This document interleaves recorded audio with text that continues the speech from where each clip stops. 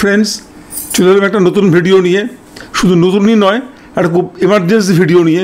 কারণ আজকে ভিডিওটা করা খুব প্রয়োজন বলে আমি মনে করলাম। বিশেষ করে যারা আমার এই চ্যানেল দেখেন তাদের জন্য আমি বলছি, আজকে আমাদের ইন্ডিয়ান শেয়ার মার্কেট খুব অনিশ্চয়তার মধ্যে আছে, খুব একটা আনসার্টেনিটির মধ্যে আছে, এবং এইটা কি হবে আগামী দিনে এটা এখন পর্যন্ত কেউই বুঝতে পারছে না।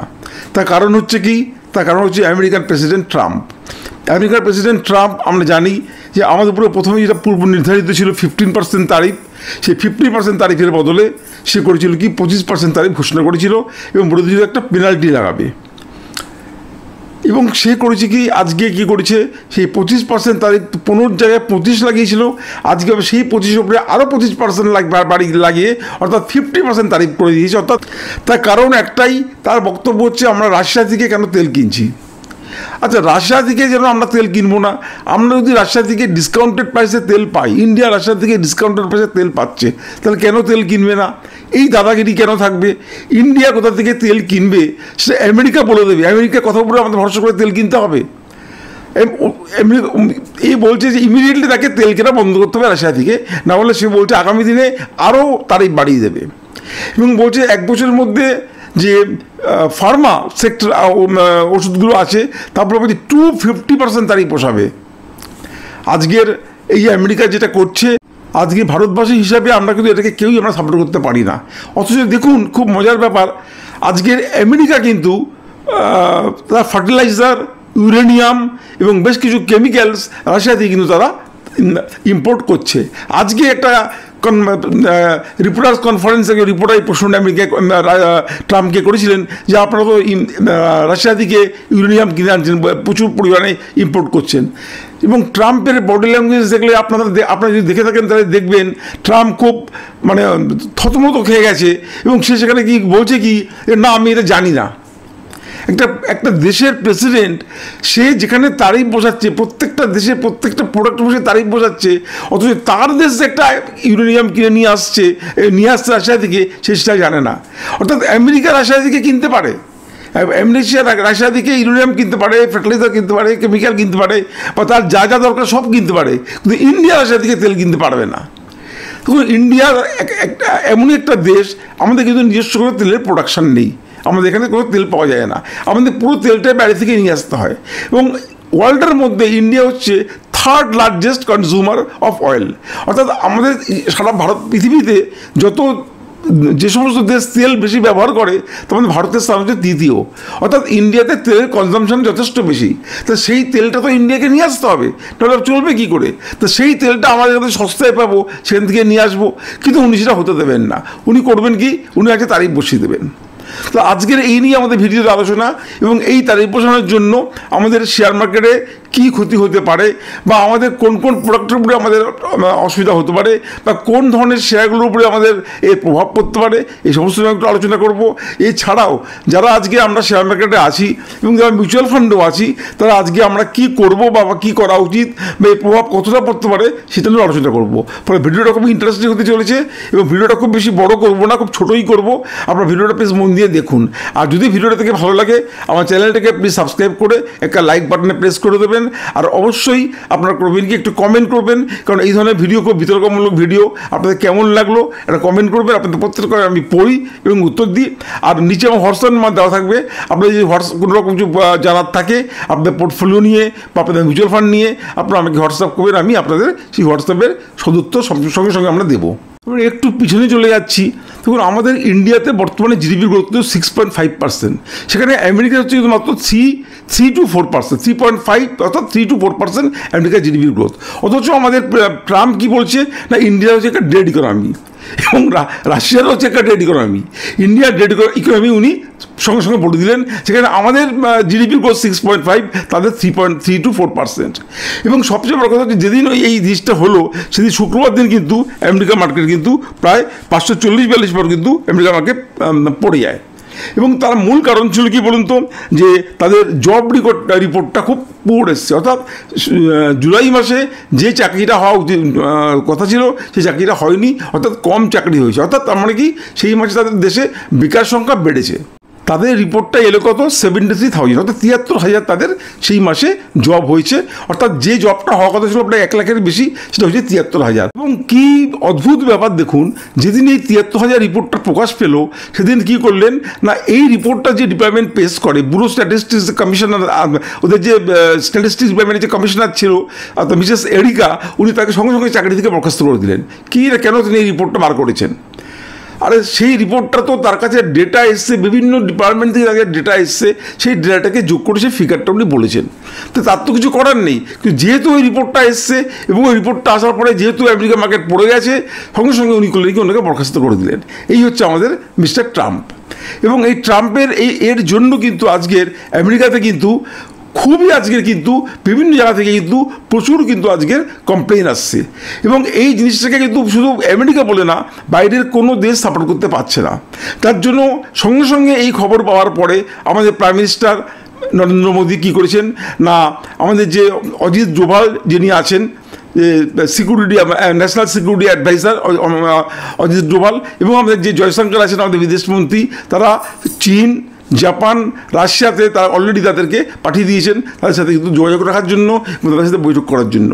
এবং প্রত্যেকে স্বীকার যাচ্ছে যেখানে 15% তারিফ ঘোষণা করা ছিল, সেখানে ইন্ডিয়ার উপরে 25% তারিফ ঘোষণা করা, এবং এই কারণের জন্য করা যে কেন রাশিয়া থেকে তেল কিনবে, এটা খুবই অন্যায় এবং খুবই একটা ইমর্টাল এটা।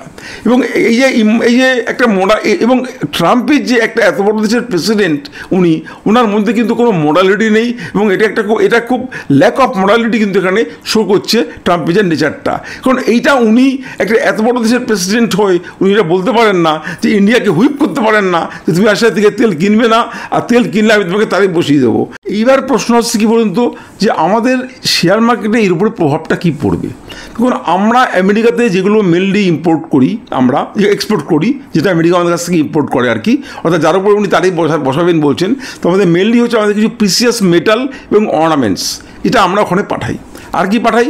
আমরা জেনেরিক মেডিসিন, যে মেডিসিনটা আমরা আমাদের দেশ থেকে ওদের দেশে পাঠাই, সেটা খুবই সস্তার মেডিসিন, এবং সেই মেডিসিনটা কিন্তু আমেরিকা ওই দাম দিয়ে ওখানে প্রডিউস করতে পারে না, কারণ আমাদের যে লেবার কস্ট অনেক কম, আমেরিকার লেবার কস্ট অনেক বেশি।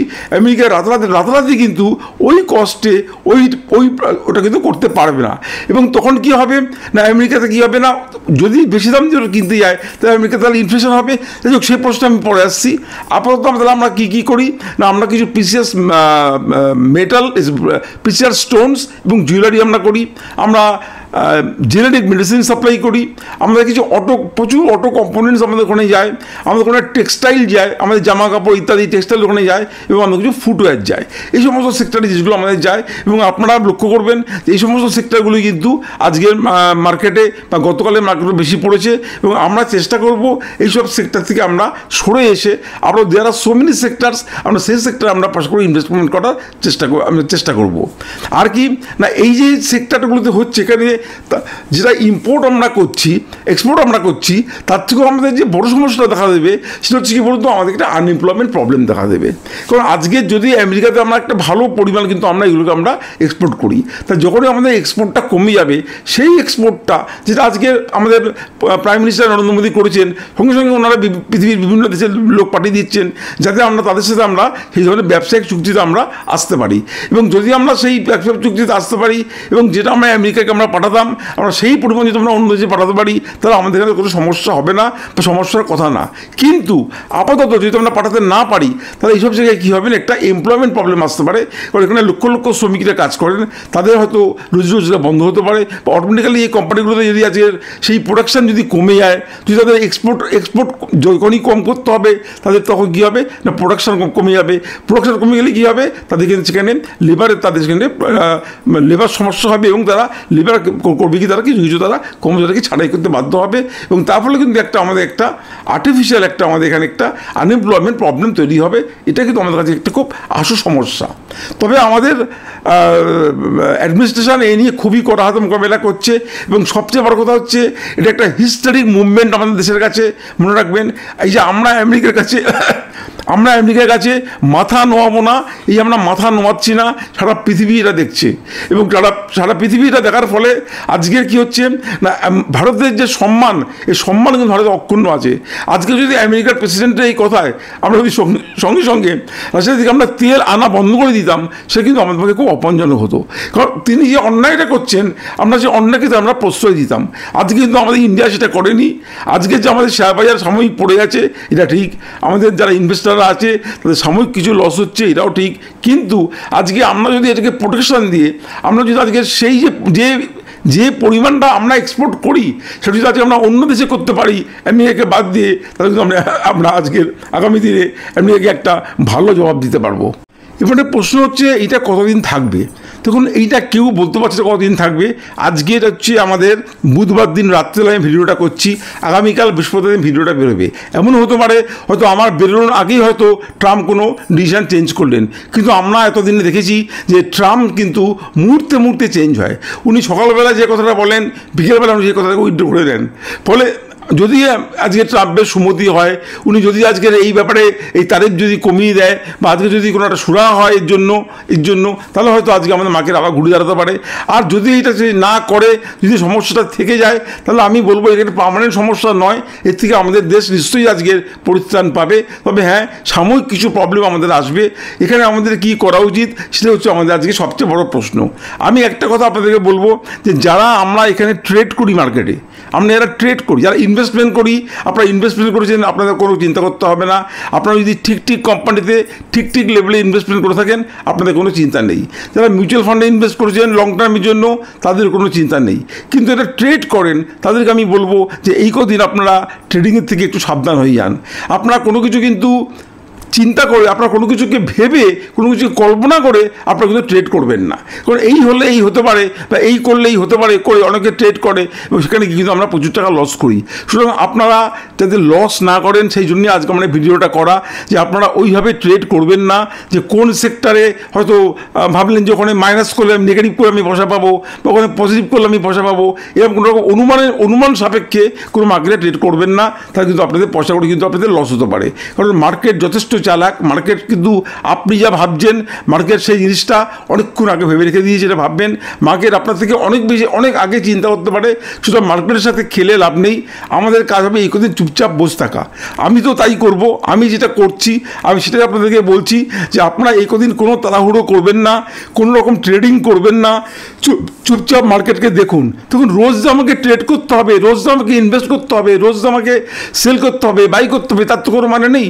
আমরা আজকে এখন কিছুদিন দেখব, আমরা দেখব আজকে ট্রাম্পের এই তারিফ নীতি কী হয়, আমাদের ইন্ডিয়া গভর্নমেন্ট তার জন্য কী স্টেপ নেয়, বা এটা আদৌ উনি এটাকে উইথড্র করে নেবেন কি না, এটা আলোচনা একটা নিশ্চয়ই চলবে। ফলে এই সমস্ত ব্যাপার নিয়ে আমাদের তড়িঘড়ি কোনো রকম সিদ্ধান্ত নেওয়ার দরকার নেই। আমাদের যার ইনভেস্টমেন্ট আছে, ইনভেস্টমেন্ট থাকুক। আমরা এটা ট্রেড করি, আমি বলবো একদিন আপনারা একটু কম ট্রেড করুন, কোনো কিছু অনুমান ভিত্তিক ট্রেড করবেন না। তবে আশা করি আমি আপনাদের ব্যাপারটা বোঝাতে পেরেছি। আর আপনাদের কেমন লাগলো ভিডিওটা দেখে প্লিজ একটা কমেন্ট করবেন, আর ভালো লাগলো আমার চ্যানেলটাকে আপনারা সাবস্ক্রাইব করবেন। আজকে ভিডিও বেশি বাড়াবো না, আজ এখানে শেষ করছি। আপনারা সবাই সুস্থ থাকবেন, ভালো থাকবেন। জয় হিন্দ, জয় ভারত।